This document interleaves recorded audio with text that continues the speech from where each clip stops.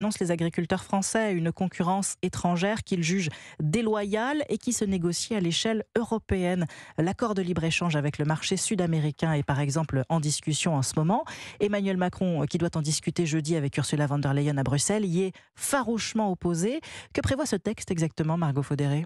Comme d'autres accords avant lui, il prévoit entre autres une réduction des droits de douane. Par exemple, le Brésil pourra exporter en Europe plus de viande de bœuf qu'aujourd'hui en payant moins de taxes.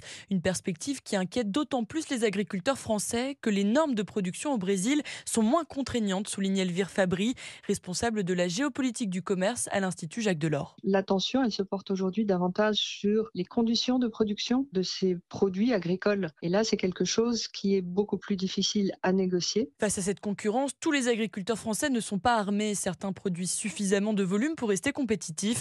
D'autres, en revanche, sont plus vulnérables, estime Xavier Holland, professeur à Kedge Business School et spécialiste des questions agricoles. Ce qui va être le plus pénalisé, c'est finalement la petite exploitation agricole qui va voir sans doute d'un mauvais œil ces produits venir concurrencer sa production. En contrepartie, la France espère aussi augmenter ses exportations de vin, de spiritueux ou encore de fromage, des produits typiquement français qui aujourd'hui déjà se vendent très bien à l'étranger.